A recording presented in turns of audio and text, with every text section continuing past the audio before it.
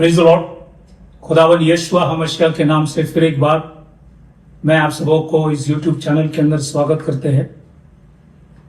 और फिर एक बार मैं आपके सामने बुधवार के बाइबल स्टडी के लिए उपस्थित हूं।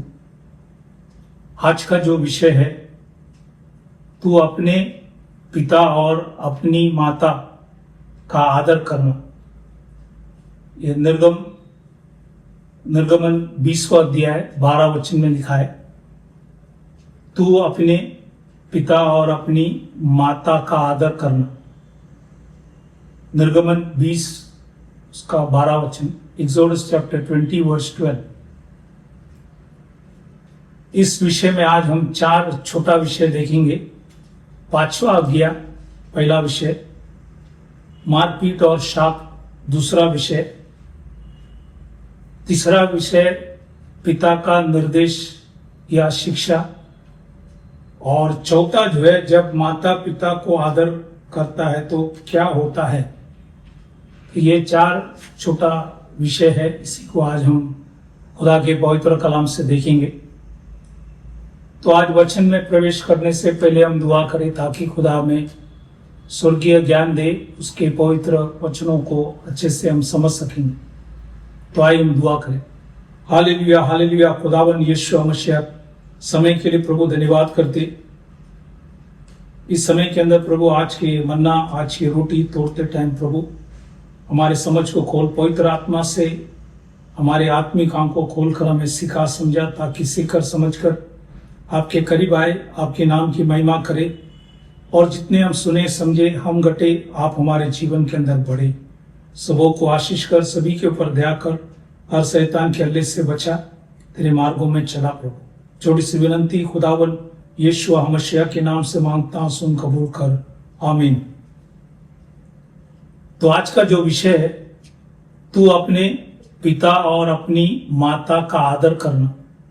निर्गमन 20:12, एक्सोडस 20:12। उसमें पहला जो छोटा विषय है वो है 5वां आज्ञा। निर्गमन इसका 20:12 में लिखता है, तू अपने पिता और अपनी माता का आदर करना। ये खुदा ने मूसा के द्वारा इजरायलियों को दिया हुआ 5वां आज्ञा है। और नए करार के अंदर एफिसियों की पुस्तक में परमेश्वर के दास पौलुस एफिसी मंडली से कहा गया, एफिसियों की किताब 6वां अध्याय 2 वचन, एफिशियन चैप्टर 6 वर्स 2, वहां पे लिखा है, अपनी माता और पिता का आदर कर, यह पहली आज्ञा है जिसके साथ प्रतिज्ञा भी है। तो यहाँ पे पहली आज्ञा करके लिखा है। इसका कारण यह है कि जो पुराने नियम में 10 आज्ञा दिए थे, खुदा ने वो 5 आज्ञा को एक किया, मतलब वो एक परमेश्वर की ओर है, और दूसरी जो 5 आज्ञा है उसको भी एक किया, वो है पड़ोसी से प्रेम करना। इसलिए मत्ती की सुवर्तमान 22वां अध्याय 40 में, मैथ्यू चैप्टर 22:40, वहां पे लिखा है, यही 2 आज्ञाएं सारी व्यवस्था और भविष्यवक्ताओं का आदर है। तो इसलिए चुना नियम के अंदर जो 10 आज्ञा था, उसमें पहला 5 को परमेश्वर ने एक किया, दूसरा 5 को एक किया, इसलिए 2 आज्ञा है। इसलिए हमने ये वचन यहाँ पे आज उस मत्ती के सुवर्तमान से पढ़ा हुआ वचन है। तो ये है पहला विषय। अब हम दूसरा विषय में प्रवेश करेंगे, वो है मारपीट और शाप। इसके विषय में हम कई वचनों को खुदा के पवित्र कलाम से देखेंगे। निर्गमन इसका 21वां अध्याय 15 वचन, एक्सोडस चैप्टर 21 वर्स 15, यहाँ पे लिखा है, जो अपने पिता या माता को मारे पीटे वह निश्चय मार डाला जाए। तो मारपीट करेंगे तो उसको निश्चय मार डाला जाएंगे।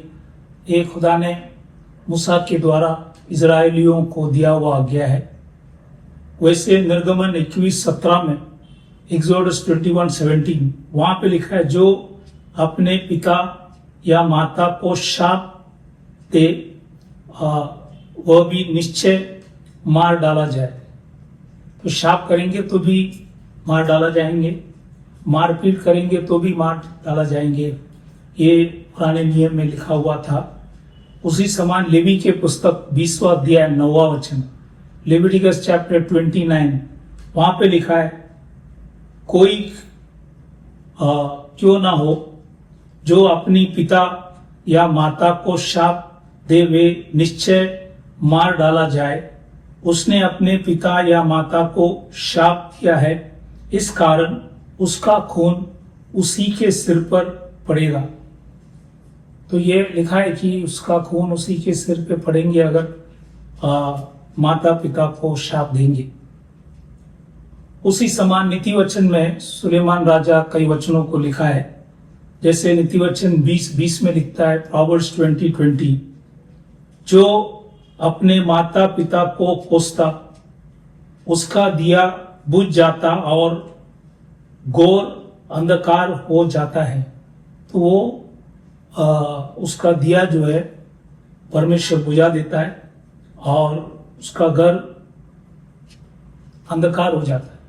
तो इसलिए इसी से हम ख्याल करना है। नीति वचन 30:11 में सुलेमान राजा और भी कई वचन लिखा है कि ऐसे लोग हैं जो अपने पिता को शाप देते और अपनी माता को धन्य नहीं कहते। तो ऐसी भी एक पीढ़ी है, लोग हैं जो ये सारा चीज करते हैं। इसके विषय में सुलेमान राजा ने नीति वचन में लिखा गया। और नीति वचन 30:17 में, प्रोवर्ब्स चैप्टर 30:17 वहां पे लिखा है, जिस आंख से कोई अपने पिता पर अनादर की दृष्टि करके और अपमान के साथ अपनी माता की आज्ञा न माने, उस आंख को तराई के कौवे खोद खोद कर निकालेंगे और उखाब के बच्चे खा डालेंगे। तो यहाँ पे इतने खतरनाक लिख दिया है। तो इसलिए अगर हम माता पिता को इस प्रकार कोई भी चीज करे तो खुदा ने यहाँ पे इस सारी वचनों को यहाँ पे लिखा है। इसके विषय में भी हमने देखा। नीति वचन 19:26, प्रोवर्ब्स चैप्टर 19:26 यहाँ पे लिखा है, जो पुत्र अपने बाप को उजाड़ता और अपनी माँ को भगा देता है, वे अपमान और लज्जा के कारण हो गया। तो अगर ये करेंगे तो लज्जा के कारण हो सकेगा। तो इसलिए इस बातों को भी हमें ख्याल करना है। नीति वचन 28:24 में लिखता है, प्रोवर्ब्स चैप्टर 28:24 लिखा है कि जो अपने माँ बाप को लूट कर कहता है कि कुछ अपराध नहीं, वह नाश करने वाले के संगी ठहराता है।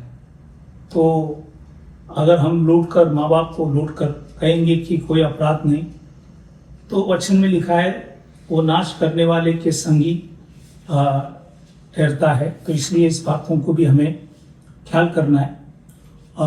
और भी कुछ वचन हम देखेंगे, जैसे नीति वचन 23:22 में लिखता है, प्रोवर्ब्स चैप्टर 23:22 लिखा है कि अपने जन्माने वाले पिता की सुनना, और जब तेरी माता बूढ़ी हो जाए तब भी उससे तुच्छ ना जानना।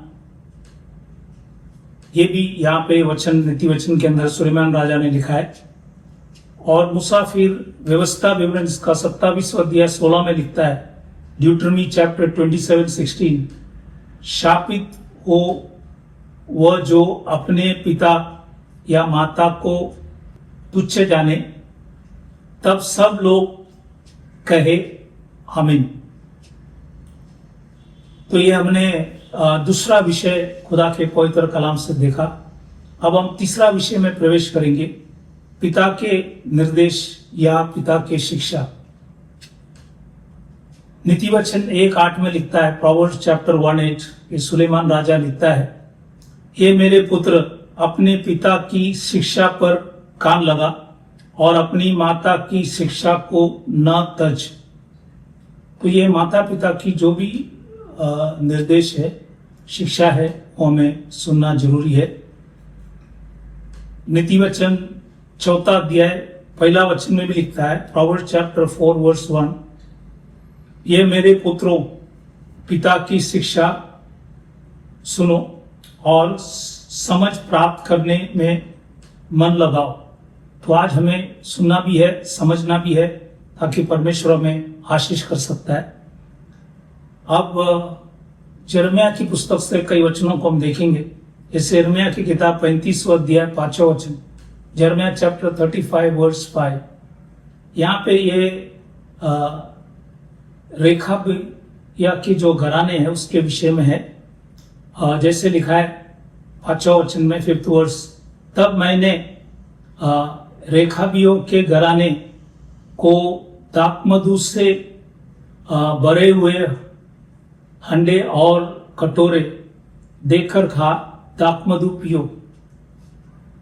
तो यिर्मयाह ने कहा कि दाखमधु पियो, लेकिन 6वां वचन लिखता है वर्स 6, उन्होंने कहा हम दाखमधु ना पिएंगे, क्योंकि रेखा के पुत्र योनादाब ने जो हमारे पुरखा था हमको यह आज्ञा दी थी, तुम कभी दाखमधु ना पीना, ना तुम ना तुम्हारे पुत्र।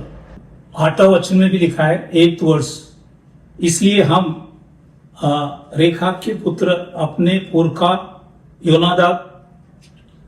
योनादाब के बात मानकर उसकी सारी आज्ञाओं के अनुसार चलते हैं। ना हम और ना हमारी स्त्रियां या पुत्र पुत्रियां कभी दाखमधु पीती है। 14 में लिखता है वर्स 14, देखो रेखाब के पुत्र योनादाब ने जो आज्ञा अपने वंश को दी थी कि तुम दाखमधु न पीना, वह तो मानी गई है। यहाँ तक कि आज के दिन भी वे लोग कुछ नहीं पीते, वे अपने पुरखा की आज्ञा मानते हैं। पर यद्यपि मैं तुमसे बड़े यत्न से कहता आया हूं, तो भी तुमने मेरी नहीं सुनी। 18 वचन में लिखता है वर्स 18, पर रेखाबियों के घराने से यिर्मयाह ने कहा, इजरायली का परमेश्वर सेनाओं का यहोवा तुमसे यूं कहता है, इसलिए कि तुमने जो अपनी पुरखा योनादाब की आज्ञा मानी, वरन उसकी सब आज्ञाओं को मान लिया और जो कुछ उसने कहा उसके अनुसार काम किया है। 19 में लिखता है वर्स 19, इसलिए इजराइल के परमेश्वर सेनाओं का यहोवा यूं कहता है, रेखाब के पुत्र योनादाब के वंश में सदा ऐसा जन पाए जाएंगे जो मेरे सम्मुख खड़ा रहे। तो ये जो फैमिली था कि वचन में लिखा है कि रेखाबियों की जो घराने थे, वो उनके पुरखा जो था योनादाब, उनके बातों को मानकर सारा जीवन चले। उनको कहा गया था कि दाखमधु पीना नहीं। उनके सारा फैमिली, पुरुष स्त्री, पुत्र पुत्री, कोई भी कभी दाखमधु पिया नहीं, क्योंकि उन्होंने पिता के आज्ञाओं को माना। अब यहाँ पे और एक वचन हम देखेंगे, जैसे पहले शमूएल 2 अध्याय 25 में, ये एली के कुटुंब के विषय में है। एली परमेश्वर का याजक था और उनके बच्चे बहुत से गलत काम करते थे। कई बार पिता ने उनको बताया, लेकिन उन्होंने सुना नहीं। इसलिए यहाँ पे पहली शमूएल 2 अध्याय 25 में लिखता है, 1 शमूएल 2:25, यदि एक मनुष्य दूसरे मनुष्य का अपराध करे, तब तो परमेश्वर उसका न्याय करेगा।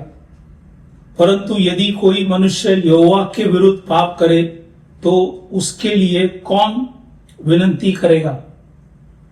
तो भी उन्होंने अपने पिता की बात न मानी, क्योंकि यहोवा की इच्छा उन्हें मार डालने की थी। तो बाइबल के अंदर लिखा परमेश्वर की इच्छा था, क्योंकि उन्होंने याजक के कुटुंब होने पर भी बहुत से सारी गलतियां किए और इसलिए पिता की आज्ञाओं को उन लोग ने माने नहीं। लेकिन हमने यहाँ पे रेखा भी की घराने हैं, उन्होंने पिता की आज्ञा को माना, लेकिन एली के बच्चे लोग ने पिता की आज्ञा को ना माना।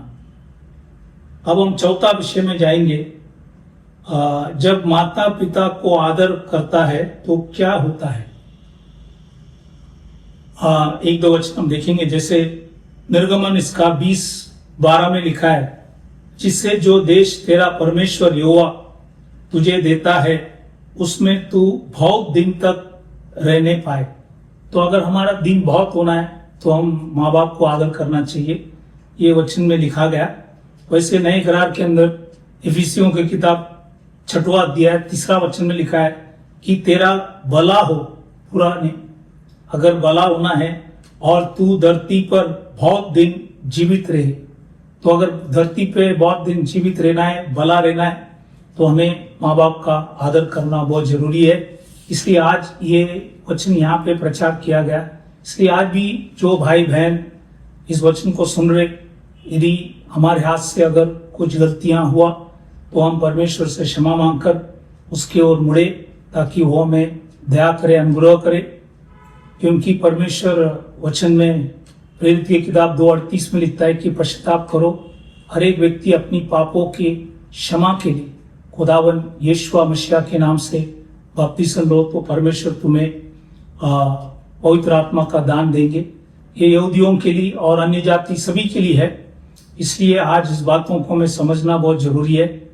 और एक विशेष बात यह है कि 23 तारीख को रोश हसाना जो पर्व था, उसी के द्वारा प्रभु आप सबों को आशीष करे। और उसके बाद यौम किपुर है, सुकोत है। तो प्रभु के वचन जानना, समय को पहचानना बहुत जरूरी है, क्योंकि प्रभु ने दिया हुआ जो कैलेंडर है उसी को जानना जरूरी है, ताकि प्रभु का आना भी उसी पर्व के द्वारा होगा। इसलिए इस बातों को भी समझना बहुत जरूरी है।